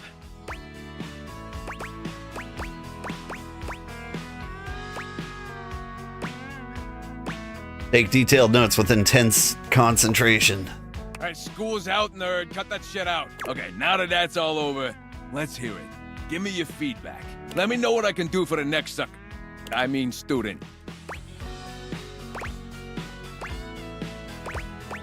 It was amazing. Just have a few notes. Yeah? Alright, lay it on me. You don't ignore people you like, you talk with them, flirt, etc. I don't know about that. You also don't try to be someone you're not. Just be yourself. Yeah, I think I want a second opinion. You know, on account of your romantic life being a dumpster fire. No offense. None taken. It's a very pot meat kettle situation. We're gonna need to bring Rainey in here. And by we, I mean you. Rainey is in the record player, Rainey? Yeah, that's the one. A real doll. Real musical genius.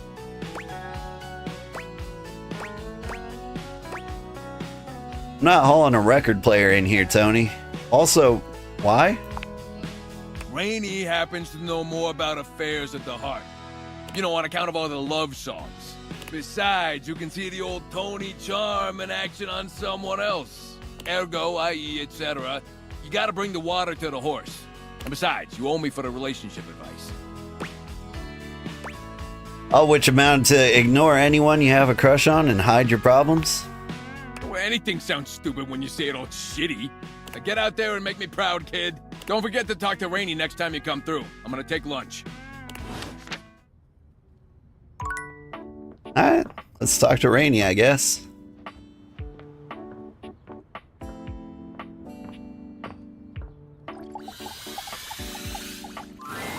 Rainey is in her own world once again, jamming out to a record so unpleasantly high-pitched and sped up, you're amazed no one has come by to complain.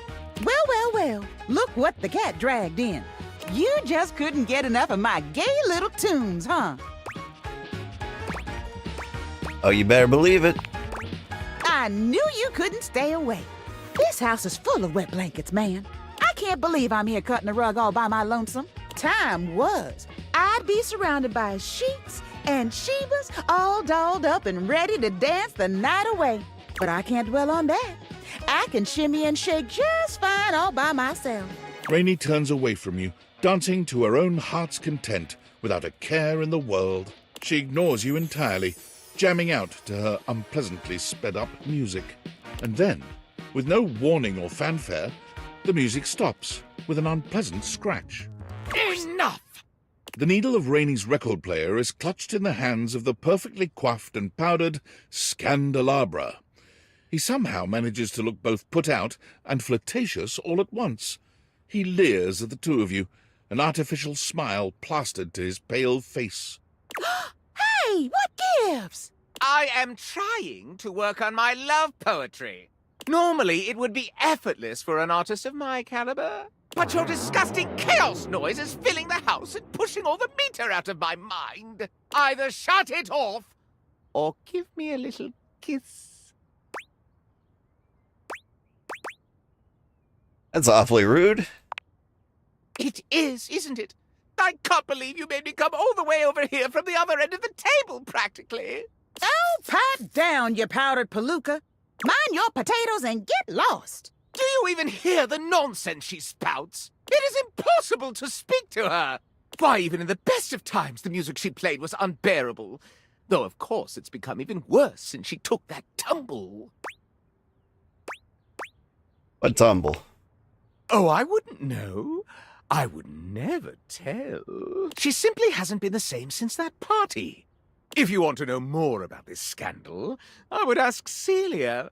She was there for it all, and most importantly, she's at least given me a kiss. I don't believe you. It doesn't matter. I can still taste the stucco. I'm not wasting a minute more on this if no one here will kiss me or turn the volume down. Ow! Go climb up your thumb, mister. Don't you listen to a word he said. I'm fine, and I've always been fine. I'm still hitting on all 8. But whatever. If that goofy guy is going to come back here and bump his gums every time I start having a little fun, I'll just dance here all by my lonesome to the music in my head. And dance she does, in complete silence. Sometimes she hums a little, but even her humming has the same strange speed and pitch to it. Perhaps speaking to Celia might help you clear all this up. All right. Apparently this ceiling is not the ceiling. I really have to go upstairs to speak to the ceiling?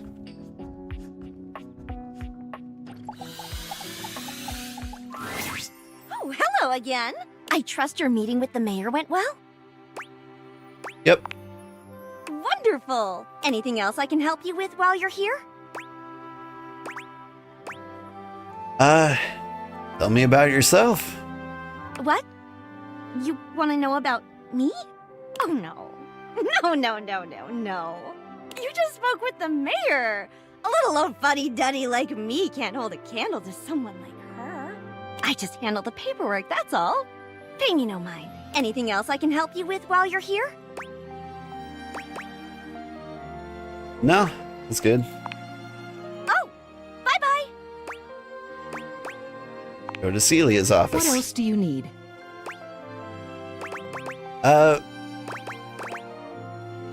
Real quick, Rainey wanted me to ask you something. Oh? What about? Her memory isn't the best, the poor thing. But at least she isn't trapped in that attic anymore. What did she want to know?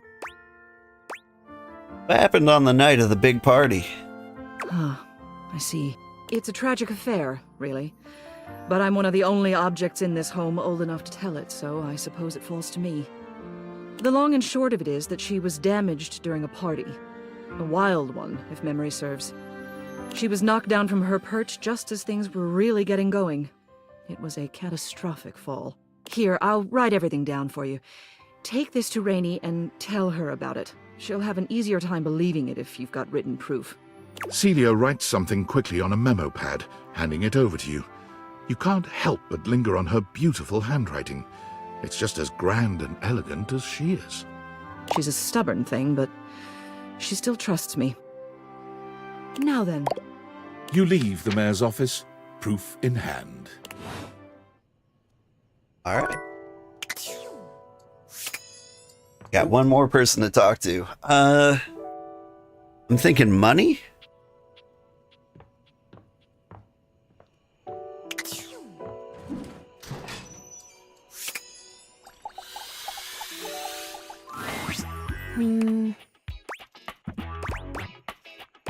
Oh, wait. One moment. Okay, the numbers are the same, as they always are. Sounds great.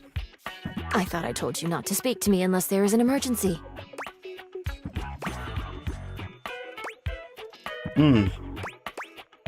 Sorry, don't have much else to do other than talk. I realize I may have come off as cold last time. I apologize. It is not often I get visitors. Usually when someone comes to me, it means something bad has happened. By asking for saving tips. I quite like that. Okay, what would you like to know? And as a friendly reminder, my advice is not of a professional grade and should only be taken knowing so. How can I save on my personal spending? Aside from the obvious restraints, I would advise looking over repeating transactions and see if they are still relevant. Got a Final Fantasy XIV subscription and Amazon Prime? For example, is there a cheaper insurance policy you can find? How many streaming platforms are you actually using? Have you been keeping up with that MMORPG subscription? Once you cancel some of those payments, you will notice a change in your monthly statements.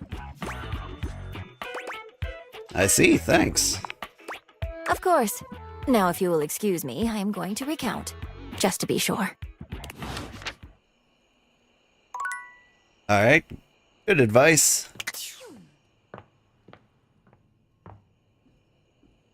Done so many budgeting things. Always basically the same. If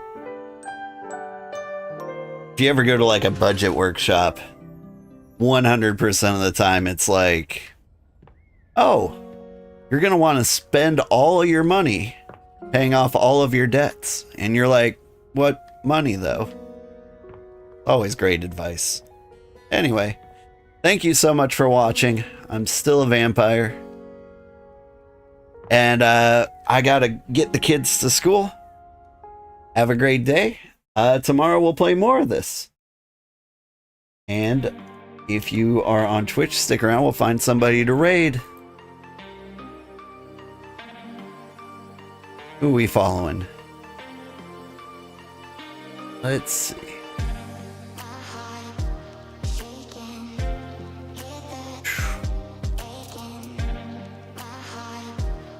I think I want to raid... I want to raid Danagast. Playing Drop Pockets? Haven't heard of that one.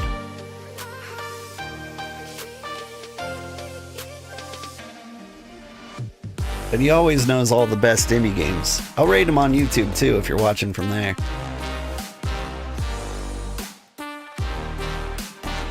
Thanks so much. Have a great day. Bye-bye.